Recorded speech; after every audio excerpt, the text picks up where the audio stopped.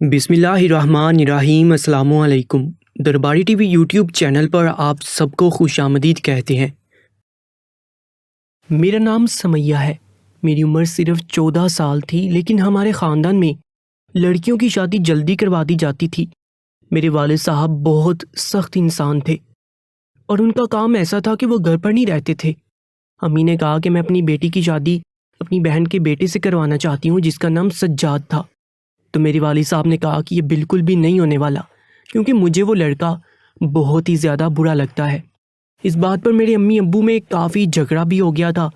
امی کہتی تھی کہ اچھا لڑکا ہے، ساری جائیداد کا اکیلا وارث ہے، لیکن ابو کہتے تھے کہ میں ان لوگوں میں سے نہیں ہوں جو صرف جائیداد دیکھ کر اپنی بیٹی دے دیں۔ میں تو اس آدمی کو دیکھوں گا جس کے ساتھ میری بیٹی کی شادی ہوگی، وہ آدمی کس طرح کا ہے، اس کی نیت کیسی ہے۔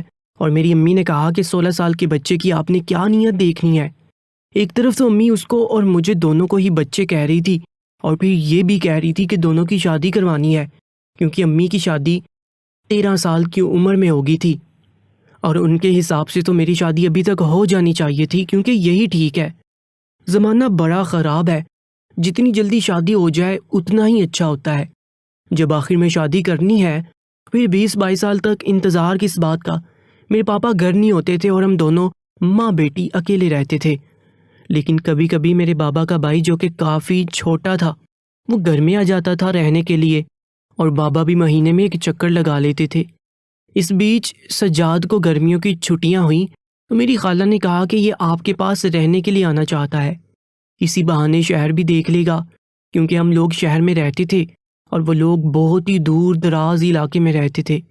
امی نے جب یہ بات بابا سے کی تو وہ ماننے کے موڈ میں نہیں تھے۔ امی نے کہا کہ رشتہ نہیں دیتے اس کو، نہ دو، گھر میں رہنے کی جگہ تو دے دو، اور ان کو کیا پتا کہ ہم رشتے کی بات کر رہے ہیں، وہ تو اپنی خالہ کے گھر آ رہا ہے۔ میرے بابا جان اس لیے مان گئے کہ 1 مہینے کے لیے چوکی دار مل جائے گا، اس لیے انہوں نے بھی اجازت دے دی۔ جب سجاد گھر میں آیا تو آتے ہی اس نے مجھے سلام کرنے کے لیے مجھ سے ہاتھ ملانا چاہا۔ میں نے ہاتھ پیچھے کر دیا، وہ حیران رہ گیا۔ اس نے کہا کہ کیا ہو گیا ہے، تمہارا ہاتھ میں اپنے ساتھ تو نہیں لے کے جاؤں گا، ہاتھ ملا لیں۔ تو میری امی نے کہا کہ نہیں، یہ بہت شرماتی ہے۔ اب میری امی کے دماغ میں ایک پلان تھا جس کے بارے میں ہمیں پتہ نہیں تھا۔ امی نے اپنے دماغ میں یہ پلان بنا لیا تھا کہ دونوں بچے ایک دوسرے کو جان پہچان لیں گے، ایک دوسرے سے واقف ہو جائیں گے۔ ہو سکتا ہے کہ میری بیٹی خود ہی کہہ دے کہ میں نے سجاد سے شادی کرنی ہے، یعنی کہ میری امی مجھے ہر معاملے میں اس کے سامنے آگے آگے کرتی تھی کہ کزن ہے تمہارا، کیا ہو گیا ہے۔ اسی طرح کوئی کام ہوتا تو امی مجھے بھیج دیتی، جیسے ناشتے کے لیے بلانا ہوتا، کیونکہ وہ اوپر والے کمرے میں رہنے کے لیے آیا تھا جو کہ خالی رہتا تھا، یا اسے یہ کہنے کے لیے بلانا ہے کہ آ کر چائے پی لو، یا کوئی چیز اس کے کمرے میں بھیجنی ہے۔ میں حیران تھی امی ہر بار مجھے کیوں بھیج رہی ہے، کیونکہ اس وقت مجھے سمجھ نہیں آ رہی تھی کہ ان کے دماغ میں یہ سب کچھ چل رہا ہے۔ ایسا ہوتا ہے کہ جب خاندان میں کوئی کماؤ اور امیر لڑکا ہوتا ہے تو خاندان کی باقی عورتیں اپنی بیٹیوں کو اس کے سامنے آگے آگے کرتی ہیں۔ یہ بالکل ایسا ہی ہے جیسے آپ کسی کی قیمت لگانے کے لیے اسے بازار میں پیش کر رہے ہیں، کیونکہ اس کو بھی پیش کرنا ہی کہتے ہیں، لیکن یہ ہمارے خاندان اور ہمارے معاشرے میں ایک نارمل بات سمجھی جاتی ہے۔ ایک دوسرے کی بیٹیوں کو دیکھتے ہی پسند کرتے ہیں، اور شادیوں میں لڑکیوں کو زیادہ سجا سنوار کر لی جایا جاتا ہے، اور ان کو یہ بھی کہا جاتا ہے کہ شادی میں جا کر اس طرح کی بیٹوں کی جو مائیں ہیں ان کے آگے پیچھے پھرنا ہے، ان کے کام کرنے ہیں۔ یہ سب اس سسٹم کا حصہ ہے جسے ہم لوگوں کو برداشت کرنا ہی پڑتا ہے۔ پر اس وقت یہ باتیں میری عقل میں نہیں جا رہی تھی، مجھے سجاد کی نظر ٹھیک نہیں لگتی تھی، وہ مجھے عجیب نظروں سے دیکھتا تھا، اس کا دھیان اس کے فون کی طرف ہوتا تھا، لیکن ایک آنکھ اٹھا کر وہ مجھے ہی دیکھ رہا ہوتا تھا۔ مجھے بہت عجیب محسوس ہوتا تھا کہ یہ آخر چاہتا کیا ہے۔ اس کے بارے میں یہ بھی پتہ چلا تھا کہ بہت بگڑا ہوا ہے، کیونکہ اس کی جیب میں ہر ٹائم پیسے ہوتے تھے۔ جب سے یہاں آیا تھا پورا دن گھومتا پھرتا رہتا تھا۔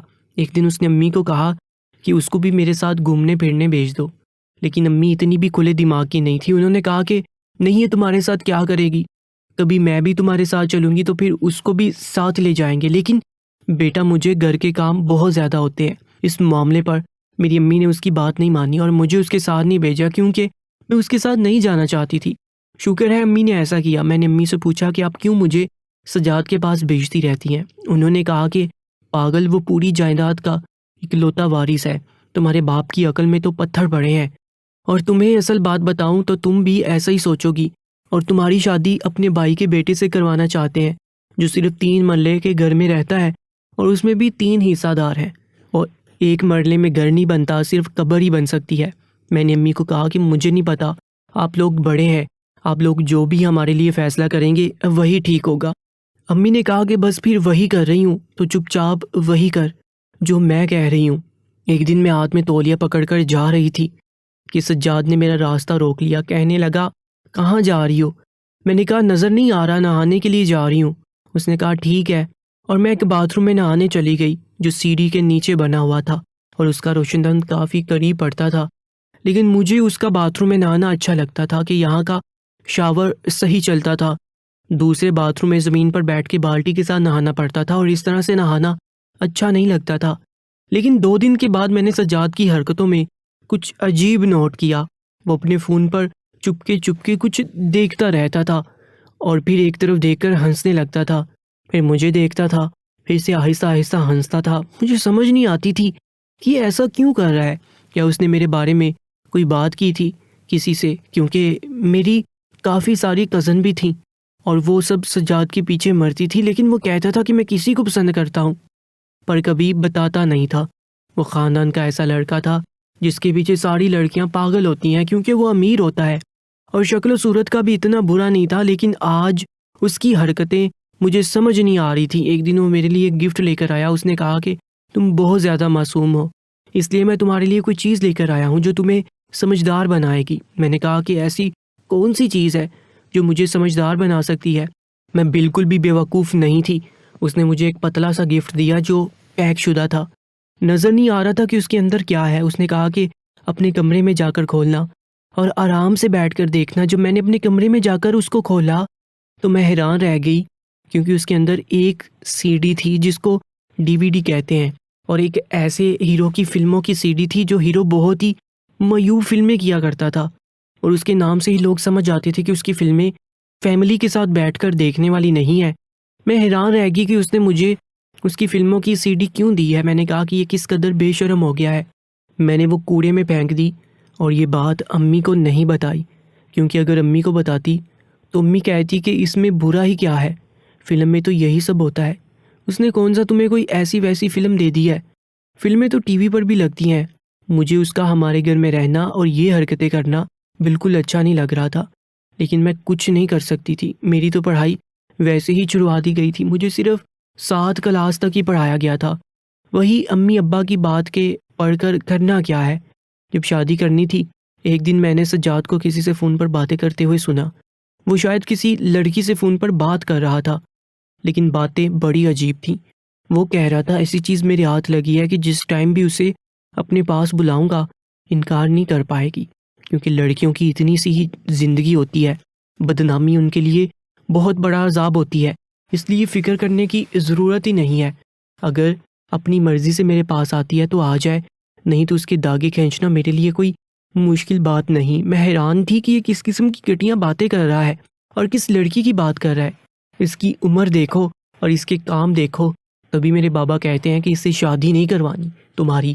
اب مجھے امی پر بھی حیرانگی ہو رہی تھی کہ امی کی بہن کا بیٹا ہے، اس لیے ان کو اس میں کوئی برائی نظر نہیں آ رہی ہے، لیکن میں نے سوچ لیا تھا کہ میں بھی اب بابا کی سائڈ لوں گی اور کہہ دوں گی کہ مجھے اس سے شادی نہیں کرنی۔ پتہ نہیں کس لڑکی کی بات کر رہا تھا، اس کی عمر تھی یہ کام کرنے والی۔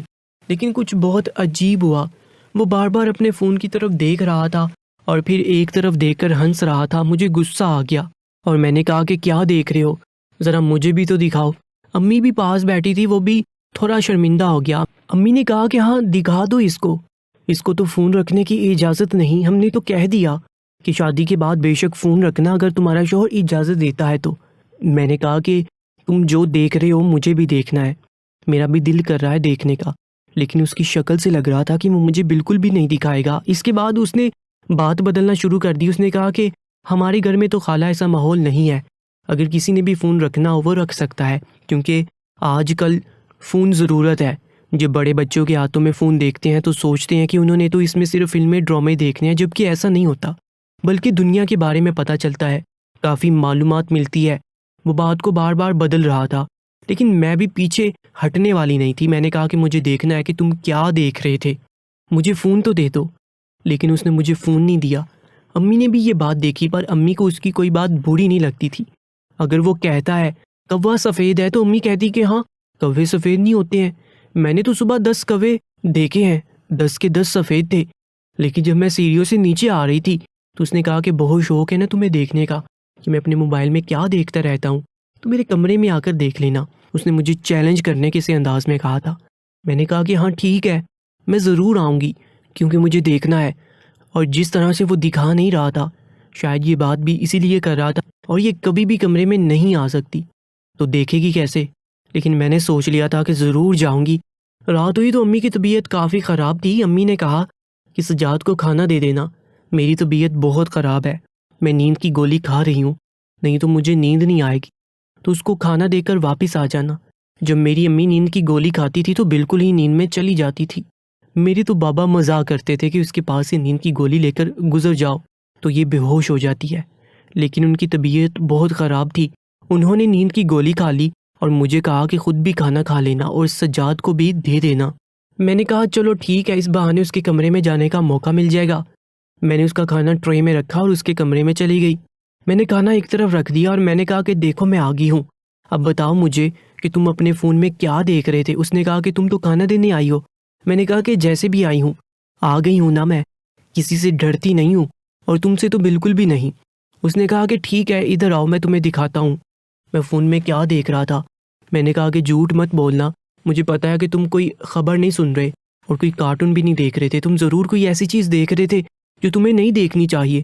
مجھے وہاں آنے کی ضرورت نہیں ہے، تم دور سے ہی مجھے دکھا دو۔ لیکن جب اس نے فون پر کوئی چیز لگائی اور اس کا رخ میری طرف کیا تو میرے قدموں تلے سے زمین نکل گئی، کیونکہ وہ ایک ویڈیو تھی جس کے اندر میں تھی، اور اس ویڈیو کو دیکھ کر لگ رہا تھا کہ یہ ویڈیو کسی نے روشن دان سے بنائی ہے۔ یہ ویڈیو اس نے بنائی تھی جب میں نہانے کے لیے باتھ روم میں گئی تھی۔ اس ویڈیو میں سب کچھ دکھائی دے رہا تھا۔ میں شرم سے پانی پانی ہو گئی، میری آنکھوں میں آنسو بھر گئے، میری عزت اس شخص کے سامنے لٹ گئی تھی۔ اس نے میرا سب کچھ دیکھ لیا تھا۔ اس نے ایسا کیوں کیا؟ میں نے جا کر اس کا گریبان پکڑ لیا اور میں نے کہا کہ تمہیں شرم نہیں آتی؟ میں تمہاری بہنوں جیسی ہوں۔ اس نے کہا کہ تم میری بہنوں جیسی ہو اور میری کوئی بہن ہی نہیں ہے کہ اگر میں کسی کی بہن کے ساتھ کچھ برا کروں تو اس کے ساتھ برا ہو جائے۔ تمہارے لیے رشتہ بھجوا چکا ہوں لیکن تمہارے باپ نے انکار کر دیا۔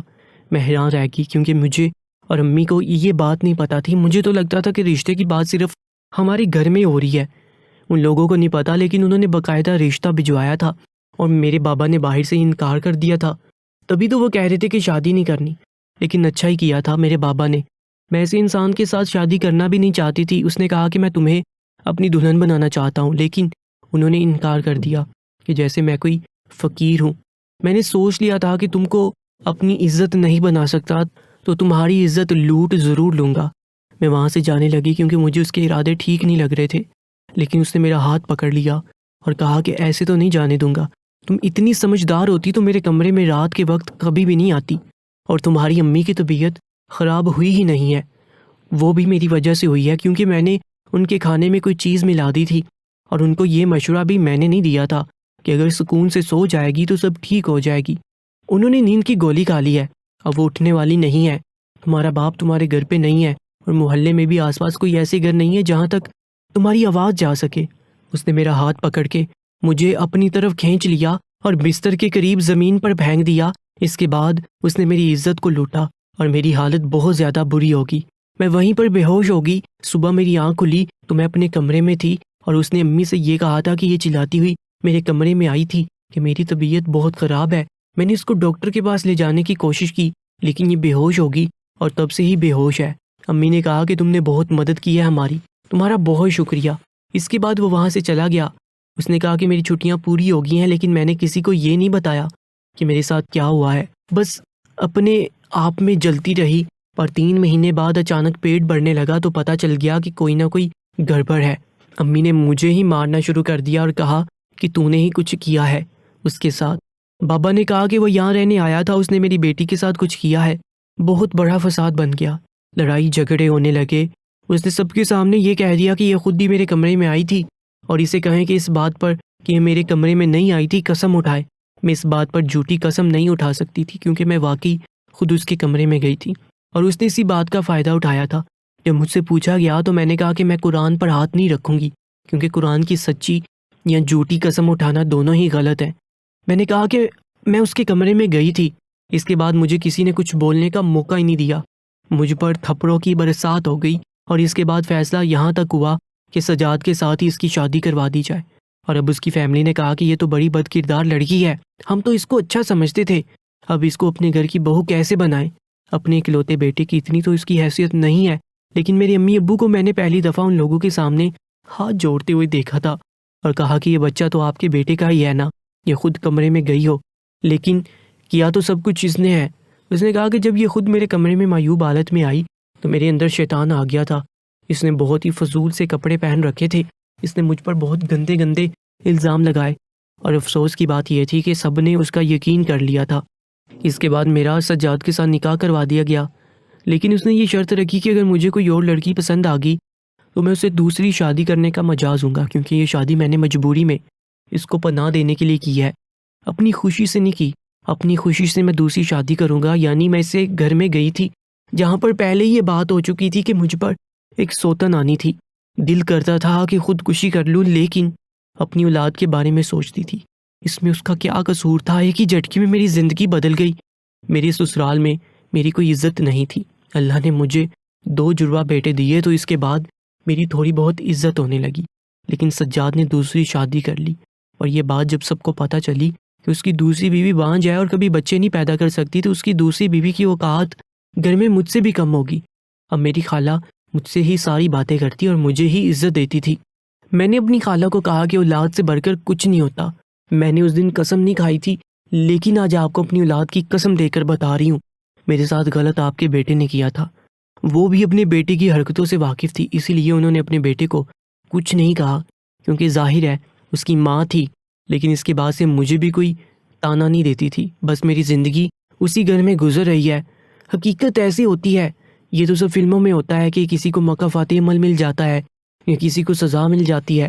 میرے ساتھ تو کچھ اچھا نہیں ہوا، صرف برا ہوا، لیکن اس کے بعد مزید برا نہیں ہو۔ آج میں 2 بیٹوں کی ماں ہوں اور میری ساس میرے ساتھ ہے، وہ میرا ساتھ دیتی ہے، بس اتنا ہی کافی ہے۔ سجاد اپنی زندگی میں مصروف رہتا ہے اور میں اپنے بچوں کو سنبھالتی رہتی ہوں، بس میری یہی زندگی ہے۔ دوستو، آج کی اس کہانی کو لائک اور شیئر کرنا مت بھولیے گا۔ آپ کے قیمتی وقت کا بہت بہت شکریہ۔ اگر آپ کو آج کی ہماری یہ کہانی پسند آئی ہے تو اپنی قیمتی رائے سے ہمیں ضرور آگاہ کیجیے گا، اور مزید ایسی ہی سچی اور سبق آموز کہانیوں کے لیے ہماری یوٹیوب چینل درباری ٹی وی کو سبسکرائب کر لیجیے گا۔ انشاءاللہ ملاقات ہوگی ایک نئی ویڈیو میں۔ اپنا بہت زیادہ خیال رکھیں، تب تک کے لیے اللہ نگہبان۔